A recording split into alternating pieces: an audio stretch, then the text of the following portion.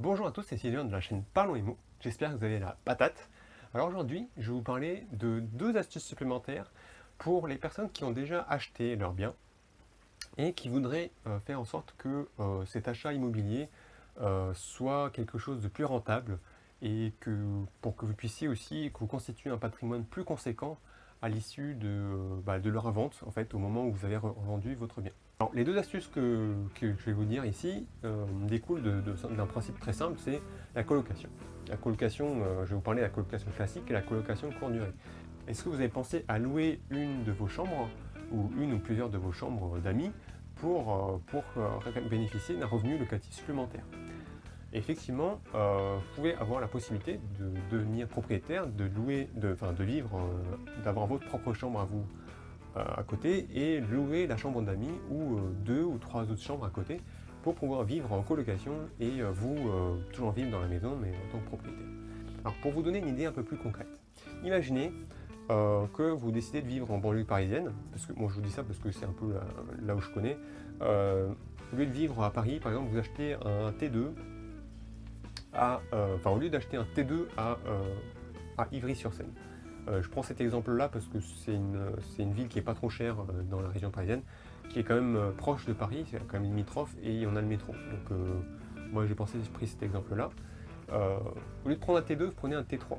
Le T2 il coûte 140 000 euros, le T3 il coûte 200 000 euros. Le T2 coûte 720 euros de crédit remboursé tous les mois. A contrario, le T3 coûte 980 euros par mois. Donc, en gros, ça vous coûte un peu plus cher en remboursement, ce qui est normal. Mais le T3, vous allez pouvoir louer la chambre pour vivre en colocation avec la deuxième personne. Et donc, vous allez pouvoir avoir un revenu de 580 euros grâce à la location de la deuxième chambre, la chambre d'amis. Et ce qui fait que 980 moins 580, ça vous fait que vous vivez avec seulement 400 euros. 400 euros comparé à 720 euros de crédit immobilier pour le T2, vous faites en fait une économie de 320 euros en achetant plus grand. Voilà. Et 320 euros sur 5 ans, ça vous fait 19 000 euros. Et en plus, comme vous achetez quelque chose de plus grand, donc vous remboursez un crédit plus important, ce qui fait que mécaniquement, vous remboursez la même durée, vous allez rembourser plus. Et en fait, quand on fait le calcul, on se retrouve à le T2, quand vous remboursez sur 5 ans, vous allez rembourser 30 000 euros. Un T3, vous allez rembourser 45 000.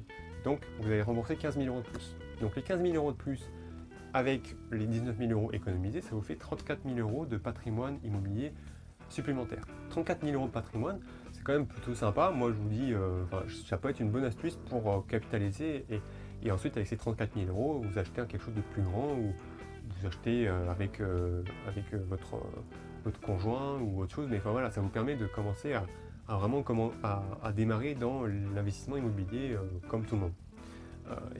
Donc avec ces 34 000 euros, vous pouvez vous acheter un appartement qui vous coûtera moins cher parce que vous aurez mis plus d'apports, etc. Donc ça, c'est un premier point.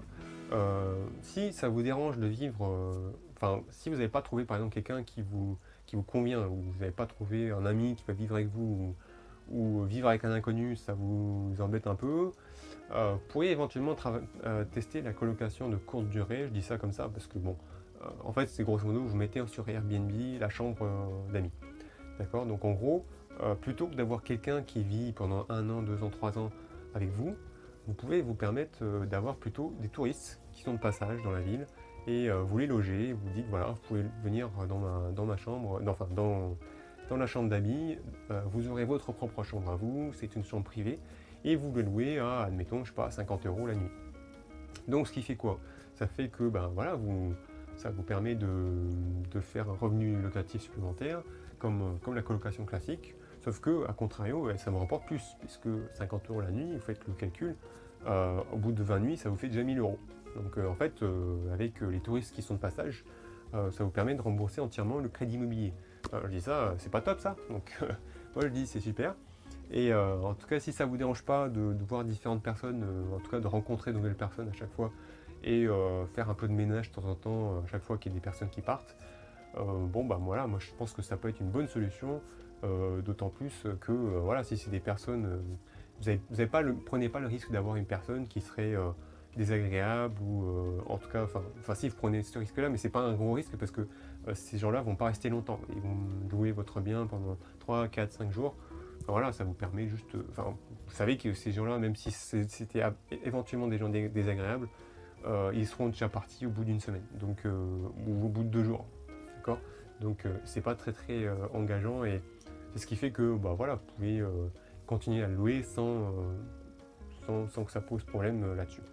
Donc voilà, donc je vous ai donné ces 2 astuces. Je sais que ça ne peut pas forcément convenir à tout le monde, mais j'ai des amis qui le font. Ils ont acheté leur maison et ils louent une de leurs chambres à des touristes ou à des gens de passage. En tout cas, voilà, n'hésitez pas à laisser des commentaires ce que vous pensez de cette solution-là.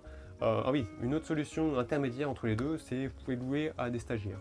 Vous pouvez louer des gens, par exemple, qui sont là donc sur 1, 2 ou 3 mois. Pareil, c'est des solutions plutôt temporaires, mais ça vous évite d'avoir à faire le ménage un peu tout le temps, c'est un peu pareil. Donc ce qui fait que c'est des gens qui sont de passage, mais sur une durée suffisamment longue. Je dis stagiaire, ça pouvait être aussi des gens qui sont en déplacement, des gens qui sont en alternance, bon, ce genre de choses. Voilà. Vous avez toujours des gens qui ont besoin de logement, mais pas sur une très longue durée. Ils ne pensent pas rester très longtemps, mais pas non plus sur quelques jours, c'est pas des touristes. Et voilà, il y a toujours il y a plein de marchés différents, donc n'hésitez pas à trouver en fait ce qui vous intéresse. Je pense que ça peut être une bonne solution pour rentabiliser assez rapidement un achat immobilier comparé à la location. Voilà. Donc sur la prochaine vidéo, je vais m'adresser à toutes les personnes qui sont un peu comme moi, qui ne veulent pas acheter ou qui savent qu'ils ne vont pas vivre très longtemps dans un bien et qui vont beaucoup bouger et donc qui tiennent à leur liberté de mouvement. Moi, je vous conseille de faire de l'investissement locatif, et donc on va voir ça dans la prochaine vidéo, comment investir, acheter un appartement pour le louer tout de suite. Voilà. Bon, si vous avez aimé, n'hésitez pas à laisser un pouce j'aime, mettez des commentaires sur ce que vous en pensez sur ces solutions, et si vous pensez que ça peut aider certaines personnes, n'hésitez pas à le partager. On se voit très bientôt, et moi je vous dis à la prochaine. Ciao ciao.